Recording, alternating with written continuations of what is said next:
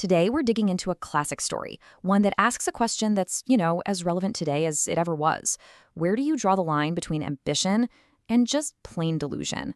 We're talking about the fable of the overreaching jackdaw. All right, let's kick things off with a bit of a puzzle. This quote right here, it's actually from the end of the story. So tuck this one away in the back of your mind as we go. We're going to see exactly what it means and how on earth we end up here. So, our story kicks off by showing us two very, very different birds. And it all starts with this incredible display of raw natural power. Okay, so picture this, a magnificent eagle, the ultimate symbol of strength. It just swoops down, snatches a lamb right up in its talons, and carries it off like it's nothing. We're talking pure, effortless skill. Okay, so watching this whole thing go down is our second character, the jackdaw. He sees this amazing feat and, well, a silly idea, as the fable puts it, pops right into his head. He's basically thinking, hey, I can do that.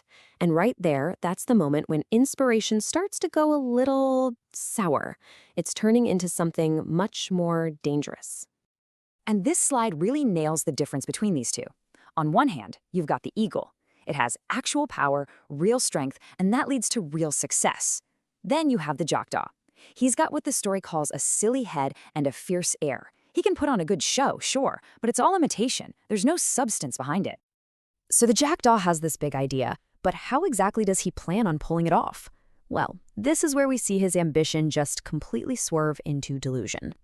So let's break down the jackdaw's logic, if you can call it that. Step 1, he watches the eagle. Okay, fair enough. Step 2, he pumps himself up, feels totally big and strong enough for the job.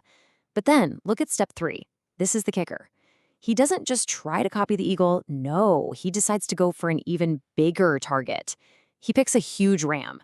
I mean, come on. His whole plan is a recipe for disaster, because it's built on nothing but pure ego with zero reality check. All right, and here we are at the moment of truth. The plan is in motion. So what happens when the jackdaw's big dream smacks right into cold, hard reality?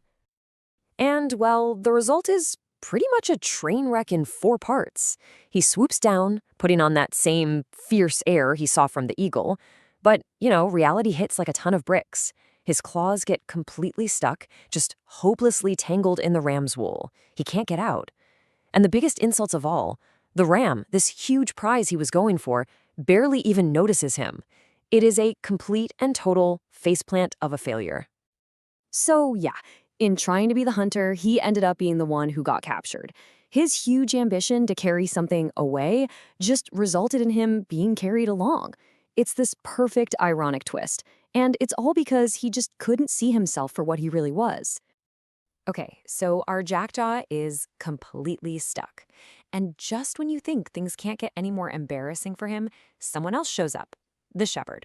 And he brings a whole new human perspective to this little drama.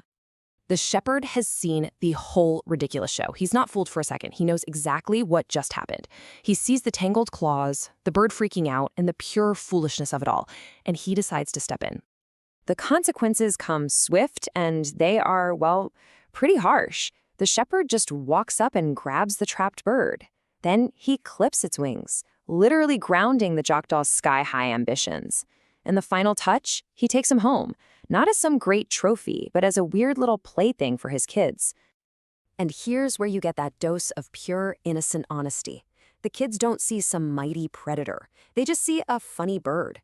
His whole attempt to be this grand, powerful creature just made him a joke. He wanted to be an eagle, and he ended up a punchline.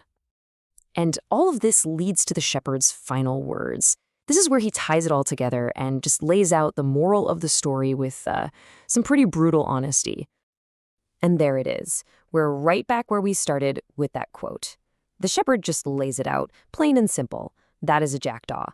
But then he hits us with the real insight, the bird's complete and utter delusion. See, the jackdaw's vanity is so incredibly strong that even after this disaster, in his own mind, he's still the eagle. He's not just trapped in wool, he's trapped inside his own fantasy. So what's this all about at its core? It's about vanity. And you gotta pay attention to that key word in the definition, excessive. This isn't about having healthy confidence. This is about a belief in yourself that is totally disconnected from what's real. And as our friend the jackdaw found out, That disconnect can get you into a very, very sticky situation. The lesson that's been passed down through the centuries is basically a direct warning. This story isn't saying, hey, don't have big dreams. It's saying, know yourself. Really understand what you're capable of before you go out and try to be like the eagles of the world. Because your ego should not be writing checks your actual abilities can't cash. And this whole fable leaves us with a really big question, one we should probably all ask ourselves. I mean, think about it. We're always told to be confident, right? To fake it till you make it. But how do you actually know when you're being a confident eagle versus a deluded jackdaw? Where exactly is that line? And more importantly, how do you make sure you don't accidentally fly right over it?